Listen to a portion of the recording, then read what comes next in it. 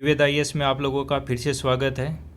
आज से हम एक नया इनिशिएटिव शुरू करने वाले हैं जिसके अंतर्गत हम 30 इयर्स के जो PYQ हैं उनका विश्लेषण करेंगे। इसके अंतर्गत हम लगभग 3000 क्वेश्चन हैं उनका लाइव प्रैक्टिस करने वाले हैं। इसके अंतर्गत आपको प्रत्येक ऑप्शन का डिटेल्ड एनालिसिस करवाया जाएगा और ये यूपीएससी के इतिहास में ऐसा गहन विश्लेषण पहली बार होगा। सीरीज़ को अगर आप कंप्लीट करते हैं तो आराम से जो अभी आप कर रहे हैं, मान लीजिए आप 30 से 35 क्वेश्चन कर पा रहे हैं, तो इस सीरीज़ को करने के बाद आप आराम से 45 से 50 क्वेश्चन कर पाएंगे एग्ज़ाम में। यदि आप पहली बार हमसे जुड़ रहे हैं तो सब्सक्राइब करना न भूलें। साथ ही अगर आपको लगता है कि हमारी मेहनत और प्रयास आपके लिए लाभदायक है तो कमेंट करके बताइएगा। अपने दोस्तों को ज़रूर शेयर कीजिए। मिशन 200+ सिलेक्शन में मुझे आपके पूर्ण डेडिकेशन की आवश्यकता है। अधिक से अधिक स्टूडेंट तक पहुंचने में मेरा सहयोग करें। ये जो वीडियो हैं आपको डेली 9 PM पे मिलेंगे। और अगर आप टेलीग्राम पे हमसे जुड़ना चाहते हैं तो आप टेलीग्राम पे सर्च कर सकते हैं त्रिवेदा IAS, त्रिवेदा IAS।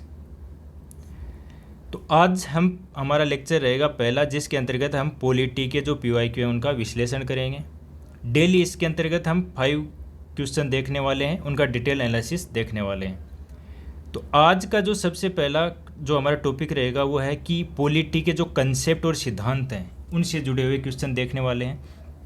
देखिए, ये सबसे हार्ड जो टॉपिक है वह ये आपको लक्ष्मीकांत में भी बहुत मुश्किल से कुछ चीज़ें मिलेंगी, कंप्लीट नहीं मिलेंगी, है ना। जैसे मान लीजिए वहाँ पे स्टेट की जो डेफिनेशन दी गई है वो किस संदर्भ में दी गई है कि संविधान में क्या दी गई है, लेकिन जो पॉलिटिकल जो साइंस होता है उसमें राज्य की डेफिनेशन क्या होती है वो वहाँ पे नहीं दी गई है।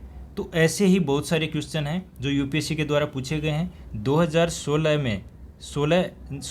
में यूपीएससी के द्वारा लगभग इससे डायरेक्ट 6 क्वेश्चन पूछ लिए गए थे। तो काफ़ी इंपॉर्टेंट है, हर साल आपको 1-2 क्वेश्चन यहाँ से मिलता है। तो शुरुआत करते हैं हमारे पहले क्वेश्चन की। क्वेश्चन में है कि संक्षेप में कानून की उचित प्रक्रिया का क्या अर्थ है। कानून की उचित प्रक्रिया यानी ड्यू प्रोसेस ऑफ लॉ। देखिए, भारतीय संविधान में है वो मेनली कौन सी है, कानून द्वारा स्थापित प्रक्रिया। कौन सी? कानून द्वारा स्थापित प्रक्रिया, जो कि बी में दी गई है। एक ये है, लेकिन जो कानून की उचित प्रक्रिया है वो भारतीय संविधान में पहले नहीं थी। इसे मेनका गांधीवाद है उसके माध्यम से शामिल किया गया था, इस पर महत्वपूर्ण रूप से फोकस किया गया था। तो सबसे पहले हम देखते हैं इनमें से प्रत्येक ऑप्शन के डिटेल्स कि है क्या, और फिर अंत में देखेंगे कि इसका आंसर होगा क्या। देखिए, पहला है प्राकृतिक न्याय का सिद्धांत। तो प्राकृतिक न्याय का सिद्धांत है ये एक नैतिक और विधिक अवधारणा है। नैतिक और विधिक अवधारणा, जिसके अंतर्गत मेनली किन पे फोकस किया जाता है? 2 चीज़ों पे फोकस किया जाता है। पहला है निष्पक्ष सुनवाई, और दूसरा है पक्षपात रहित निर्णय। तो देखिए, जो कानून की उचित प्रक्रिया यानी ड्यू प्रोसेस ऑफ लॉ है उसके अंतर्गत भी जो निष्पक्ष सुनवाई होती है, पक्षपात रहित निर्णय होता है। लेकिन क्या ये यहीं तक सीमित है? नहीं, कानून की जो उचित प्रक्रिया है वो काफ़ी डिटेल्ड है ना। तो प्राकृतिक न्याय का सिद्धांत सिर्फ इसका एक पक्ष मात्र है, तो ये एक संक्षिप्त अवधारणा हुई, तो ये इसका आंसर नहीं होगा, ये आंशिक रूप से ही सही है। फिर आता है कानून द्वारा स्थापित प्रक्रिया। देखिए, कानून द्वारा स्थापित प्रक्रिया का अर्थ क्या है कि कानून ने जो कह दिया वो ही सर्वोच्च होगा। चाहे अगर मान लीजिए कानून अन्यायपूर्ण है, क्या है? अन्यायपूर्ण, और वो लागू है विधिक रूप से, तो भी वो उचित माना जाएगा। तो कानून द्वारा स्थापित प्रक्रिया है वो अन्यायपूर्ण होने पर भी माना जाएगा। लेकिन कानून की उचित प्रक्रिया क्या कहती है कि वहाँ पे औचित्य का निर्धारण होना चाहिए, तार्किकता का निर्धारण होना चाहिए। तर्क संगत और न्याय संगत होगा तभी उसको उचित माना जाएगा। तो कानून की उचित प्रक्रिया वो कानून द्वारा स्थापित प्रक्रिया भी नहीं है। इसके बाद आता है कानून का निष्पक्ष अनुप्रयोग। देखिए, यही होता है ड्यू प्रोसेस ऑफ लॉ, कानून का निष्पक्ष अनुप्रयोग। तो ड्यू प्रोसेस ऑफ लॉ का मूल अर्थ क्या है कि व्यक्ति के जीवन और स्वतंत्रता को छीनने से पहले न्यायोचित, निष्पक्ष और तर्कसंगत प्रक्रिया अपनाई जानी चाहिए।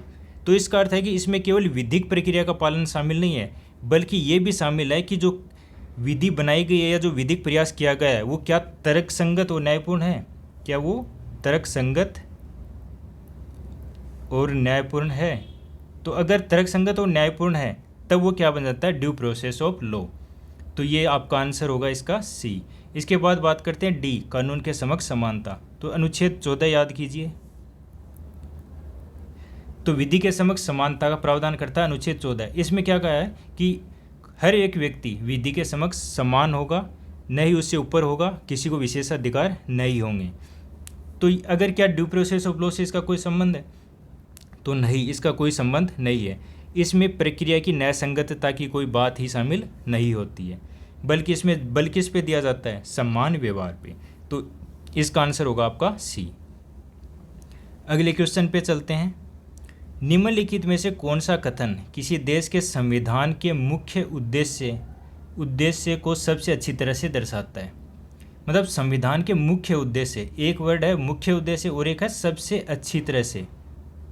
देखिए इसमें क्या होता है कि यहाँ पे पूछा जाता है जो सबसे बेस्ट डेफिनेशन है, ये नहीं पूछा जाता। देखिए आप जब ABCD पढ़ेंगे, विकल्प पढ़ेंगे, तो आपको लगेगा कि ये भी सही है, ये भी सही हो सकता है। यानी कि मान लीजिए कि ये है, जो B है वो भी सही है, C है वो भी सही है ना। तो यहाँ पे किसको पूछा जाता है कि जो सबसे बेस्ट है वो आपको बताना होता है। तो इसलिए आपको कन्फ्यूजन ज़्यादा होता है, क्योंकि वो लगभग सिमिलर सी चीज़ें दी हुई होती हैं। तो पहला इसमें ऑप्शन देखते हैं, संविधान का उद्देश्य, कि यह आवश्यक कानून बनाने का उद्देश्य निर्धारित करता है। तो देखिए ये संविधान का सेकेंडरी है ना, सेकेंडरी उद्देश्य है, प्राथमिक उद्देश्य नहीं है। क्या सिर्फ संविधान कानून बनाने तक सीमित है? नहीं, संविधान संसद या विधायिका को कानून बनाने की सत्ता देता है। संसद को या विधायिका को मान सकते हैं कि विधायकों को क्या शक्ति देता है, कानून बनाने की शक्ति देता है, न कि स्वयं कानून का प्रावधान करता है। यानी कि स्वयं कानून नहीं बनाता है, केवल उसके लिए ढांचा प्लस सीमाएं निर्धारित करता है। तो इसका मतलब ए है वो आपका गलत होगा। फिर आता है सेकंड कि यह राजनीतिक कार्यालयों और सरकार के निर्माण को सक्षम बनाता है।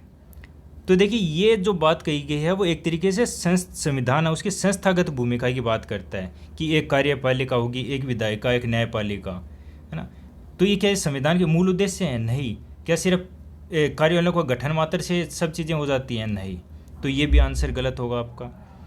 इसके बाद बात करते हैं, ये सरकार की शक्तियों को परिभाषित और सीमित करता है, शक्तियों को परिभाषित और सीमित करता है। तो देखिए ये संविधान की मूल आत्मा है, जो सी है वो संविधान की मूल आत्मा है, याद रखना आपको। संविधान की मूल आत्मा क्या है कि शक्तियों को डिफाइन करना और सरकार है उस पर सीमाएँ निर्धारित करना।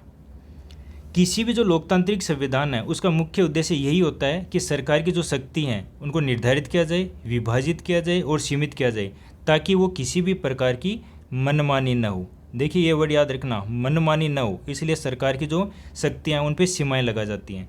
और ये मनमानी न हो इसके लिए क्या किया जाता है, जैसे FR है, फंडामेंटल राइट है, मौलिक अधिकार है, संवैधानिक सुरक्षा है, अनुच्छेद 32 है ना, अनुच्छेद 13 है, न्यायिक समीक्षा हो सकती है। तो ये बहुत सारे सरकार पे लिमिट्स लगाई गई हैं। संविधान वो सत्ता के दुरुपयोग को रोकता है और न्याय, स्वतंत्रता, समानता, बंधुत्व है जो कि प्रस्तावना में लिखे गए ऐसे मूल्यों को संरक्षित करता है। तो ये संविधान का मूल उद्देश्य है, तो ये सही है। अगला और देख लेते हैं कि ये सामाजिक न्याय, सामाजिक समानता और सामाजिक सुरक्षा सुनिश्चित करता है। देखिए सिर्फ सामाजिक लक्ष्य ही नहीं होता संविधान का कि सिर्फ सामाजिक पक्ष पे ही बल देता है। हम ये जो है सामाजिक न्याय की बात आती है ना, तो ये संविधान के उद्देश्य का और जो DPS पे है वहाँ पे ये विस्तार से वर्णित है, लेकिन ये संविधान के मूल गोल नहीं है। ठीक है, तो ये दर्शाता है कि मुख्य नहीं, ये क्या है, परिणामात्मक लक्ष्य हैं।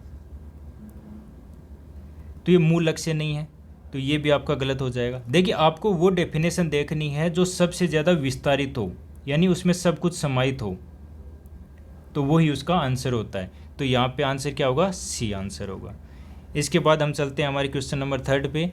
निम्नलिखित में से कौन सा राज्य शब्द का सबसे अच्छे तरीके से परिभाषित करता है, 2021 में पूछा गया था।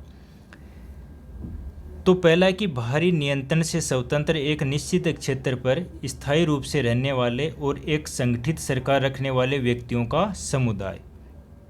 तो देखिए पहले देखते हैं कि राज्य होता क्या है। जो पॉलिटिकल साइंस में जो वर्ड होता है राज्य, उसका अर्थ क्या होता है। देखिए जो राज्य है उसकी क्लासिकल और सर्वमान्य जो डेफिनेशन है उसके अनुसार उसमें 4 तत्व होने चाहिए। क्या? 4 तत्व। 4 तत्व क्या क्या होने चाहिए? पहला है जनसंख्या, पहला है जनसंख्या। दूसरा है भौगोलिक क्षेत्र, भौगोलिक क्षेत्र। थर्ड है सरकार और चौथा है संप्रभुता, संप्रभुता। तो देखिए हमें ये देखना है कि इनमें से कौन सी डेफिनेशन है वो उनमें ये चीज़ें शामिल हैं। तो देखिए पहला जो हम कथन पढ़ते हैं तो उसमें स्थायी रूप से रहने वाले, स्थायी रूप से रहने वाले, तो ये क्या दर्शाता है? जनसंख्या को। एक निश्चित क्षेत्र, एक निश्चित क्षेत्र ये क्या हो गया? भौगोलिक क्षेत्र को दर्शाता है। एक संगठित सरकार, तो ये किसको दर्शाता है? सरकार को। और बाहरी नियंत्रण से स्वतंत्र, तो ये किसको दर्शाता है? संप्रभुता को। तो इस प्रकार से जो ए डेफिनेशन है वो राज्य को अच्छे से डिफाइन करता है। देखिए इस तरीके से आप अपने कंसेप्ट को क्लियर करेंगे तब जाके आप यूपीएससी में एग्ज़ाम पास कर पाएंगे। अब आता है बी पे। तो देखिए ये जो और हैं फिर इसका मतलब है कि उनमें कुछ ही चीज़ें दी गई हैं। तो एक बार देखते हैं कि एक निश्चित क्षेत्र के जो राजनीतिक रूप से संगठित लोग और उन पर शासन करने, कानून और व्यवस्था बनाए रखने और उनके प्राकृतिक अधिकारों की रक्षा करने और उनके जीविका के साधनों को सुरक्षित रखने का अधिकार रखते हैं। तो देखिए ये जो डेफिनेशन दी है इन्होंने वो राज्य के उद्देश्य और कर्तव्य को बताती है, न कि मूल पहचान को। ये कार्यात्मक पक्ष है, जबकि क्वेश्चन क्या है? सैद्धांतिक डेफिनेशन क्या है। अतः ये केवल आंशिक रूप से सही मान सकते हैं, पूर्णतः नहीं है, क्योंकि इसमें ये जो 4 तत्व हैं उनको जस्टिफाई नहीं करते हैं। फिर आता सी, कई व्यक्ति जो अपनी संस्कृति, परंपरा और सरकार के साथ बहुत लंबे समय से एक निश्चित क्षेत्र में रह रहे हैं। देखिए ये जो डेफिनेशन दी गई है वो राज्य की बजाय किसकी डेफिनेशन लगती है? राष्ट्र की, राष्ट्र की ये डेफिनेशन लगती है। तो राष्ट्र क्या है? एक सांस्कृतिक एकता पर आधारित होता है, जबकि जो राज्य होता है वो किस पे होता है? कानूनी और राजनीतिक तत्वों पर आधारित होता है। इसलिए सी है वो भी आपका गलत हो गया। अब डी है एक केंद्रीय प्राधिकरण। केंद्रीय प्राधिकरण के प्रति उत्तरदायी एक कार्यकारी और एक स्वतंत्र न्यायपालिका के साथ एक निश्चित क्षेत्र में स्थायी रूप से रहने वाला समाज। देखिए ये आधुनिक जो राज्य व्यवस्था है उसकी विशेषता की ओर संकेत करता है, जैसे विधायी, कार्यपालिका, न्यायपालिका। लेकिन ये जो डेफिनेशन दी गई ये राज्य की जो सार्वभौमिक परिभाषा होनी चाहिए वो नहीं है, क्योंकि सभी राज्य इस ढांचे को नहीं अपनाते हैं। तो ये एक तरीके से क्या हो गया? आपका सीमित दृष्टिकोण को दर्शाता है। तो यहाँ सबसे बेस्ट डेफिनेशन, विस्तारित डेफिनेशन कौन सी होगी? ए, बाहरी नियंत्रण से स्वतंत्र, एक निश्चित क्षेत्र पर स्थायी रूप से रहने वाले और एक संगठित सरकार रखने वाले व्यक्तियों का समुदाय। क्वेश्चन 4 पे चलते हैं। निम्नलिखित में से कौन सा कारक उदार लोकतंत्र में स्वतंत्रता की सर्वोत्तम सुरक्षा करता है? ये भी 2021 में पूछा गया था। तो देखिए पहला दिया गया उस ऑप्शन इसमें प्रतिबद्ध न्यायपालिका। देखिए एक जो न्यायपालिका है वो स्वतंत्रता और निष्पक्षता के विपरीत है। प्रतिबद्ध न्यायपालिका है वो किसके विपरीत है? एक स्वतंत्र और निष्पक्ष। जो स्वतंत्रता और निष्पक्षता होनी चाहिए उसके विपरीत है क्या? प्रतिबद्ध न्यायपालिका। देखिए प्रतिबद्ध न्यायपालिका का अर्थ क्या है कि ऐसी न्यायपालिका जो सरकार की विचारधारा या राजनीतिक उद्देश्यों के प्रति समर्पित हो, जबकि स्वतंत्र और निष्पक्ष न्यायपालिका का क्या अर्थ है कि उस पर न तो कोई राजनीतिक प्रभाव हो न ही सरकार का कोई प्रभाव हो। तो ये लोकतंत्र के जो मूल सिद्धांत हैं जैसे न्यायिक स्वतंत्रता उसका उल्लंघन करती है। अतः न तो स्वतंत्रता की सुरक्षा करती है न ही लोकतांत्रिक आदर्श की, इसलिए ये आपका गलत होगा। फिर है शक्तियों का केंद्रीकरण।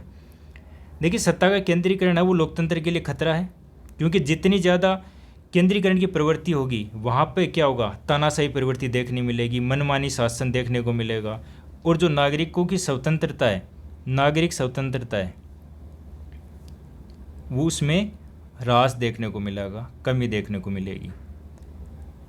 तो उदार लोकतंत्र है, वहाँ पे क्या है, सत्ता का विकेंद्रीकरण नहीं होता और संतुलन आवश्यक होता है। तो उदार लोकतंत्र में क्या है, सत्ता है वो केंद्रीकृत नहीं क्या होती है, विकेंद्रीकृत होती है, और वहाँ पे संतुलन होता है, बैलेंस होता है। अतः ये जो विकल्प है शक्तियों का केंद्रीकरण, ये भी स्वतंत्रता के विपरीत है। फिर आता है निर्वाचित सरकार। तो देखिए ये ठीक है कि एक लोकतंत्र है, वहाँ पे एक निर्वाचित सरकार होती है, चुनावों के माध्यम से सरकार का गठन होता है, लेकिन क्या सिर्फ एक निर्वाचित सरकार होने मात्र से स्वतंत्रता की गारंटी हो जाती है? नहीं। जैसे आप पाकिस्तान में देख सकते हैं, बांग्लादेश में देखते हैं कि वहाँ पे चुनी हुई सरकार हैं, उसके बावजूद स्वतंत्रता का हनन देखा जाता है। तो कई जो निर्वाचित सरकारें होती हैं वहाँ पे अधिनायकवादी रुझान देखने को मिलता है। इसलिए निर्वाचित सरकार होना तो आवश्यक है, लेकिन ये अकेले में पर्याप्त नहीं है। फिर आता है शक्तियों का पृथक्करण। तो देखिए शक्तियों का पृथक्करण किसके संदर्भ में होता है? जो सरकार के अंग है, लोकसभा विधायिका, कार्यपालिका और न्यायपालिका, इन तीनों अंगों के बीच शक्तियों का विभाजन। और भारत में क्या है, यहाँ पे चेक एंड बैलेंस चलता है। क्या चलता है?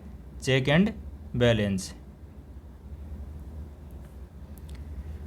तो ये उदार लोकतंत्र का मूल स्तंभ है क्या, शक्तियों का पृथक्करण। देखिए अगर मान लीजिए विधायिका या फिर कार्यपालिका ने कुछ गलत किया तो न्यायपालिका उनके ऊपर बैठी है। न्यायपालिका वो संविधान की रक्षा भी करती है, संविधान की व्याख्या करती है। तो सत्ता के जो तीनों अंग है, विधायिका, कार्यपालिका और न्यायपालिका, वो अलग अलग कार्य करते हैं और एक दूसरे पर नियंत्रण और संतुलन स्थापित करते हैं। इसमें कोई भी एक संस्था क्या होती है, अपनी मनमानी नहीं कर सकती है, और इससे क्या होता है, नागरिकों की जो स्वतंत्रता है उसकी सुरक्षा होती है। तो ये आपका आंसर क्या होगा इसमें? डी, शक्तियों का पृथक्करण। अब क्वेश्चन 5 पे चलते हैं। तो संवैधानिक सरकार का क्या अर्थ है? संवैधानिक सरकार, तो पहला इसमें संघीय ढांचे वाली राष्ट्र के प्रतिनिधि सरकार, संघीय ढांचे वाली राष्ट्र की प्रतिनिधि सरकार। देखिए ये परिभाषा है वो संविधान के संघीय स्वरूप और प्रतिनिधित्वात्मक प्रणाली है उसकी बात करती है। लेकिन देखिए क्या सिर्फ संघीय होने या फिर प्रतिनिधित्व देना ही क्या संवैधानिक सरकार की पूरी व्याख्या करता है? नहीं। संवैधानिक सरकार का मतलब होता है कि सरकार की जो सभी शक्तियां हैं, सरकार की सभी शक्तियां संविधान द्वारा सीमित होती हैं। क्या होती हैं? संविधान द्वारा सीमित प्लस निर्देशित, यानी कि संविधान के अनुसार जो निर्देश दिए होते हैं उसी के अनुरूप वो कार्य करती हैं। तो संघीय ढांचे की सरकार मात्र होने से वो संवैधानिक सरकार नहीं कहलाती है, तो ये गलत हो गया। सेकेंड है एक सरकार जिसके प्रमुख को नाम मात्र की शक्तियाँ प्राप्त होती हैं। तो देखिए एक सांविधिक जो संवैधानिक राजतंत्र है, जैसे ब्रिटेन में हम देखते हैं राजा रानी, या फिर भारत के राष्ट्रपति की जो भूमिका है उससे संबंधित होती है। लेकिन ये जो परिभाषा है ये सिर्फ कार्यपालिका संरचना पे आधारित है। किस पे? कार्यपालिका संरचना पे। ये पूर्ण रूप से व्याख्या नहीं करता है कि सरकार की संवैधानिक प्रकृति क्या है, तो ये भी एक सीमित व्याख्या है, तो ये भी आपका गलत होगा। एक सरकार जिसके प्रमुख को वास्तविक शक्तियाँ प्राप्त होती हैं, तो ये भी क्या है, कार्यपालिका को ही दर्शा रहा है। जैसे भारत में प्रधानमंत्री के पास असली शक्तियाँ होती हैं, परंतु संवैधानिक सरकार का उद्देश्य शक्ति देना नहीं है। क्या है उसका?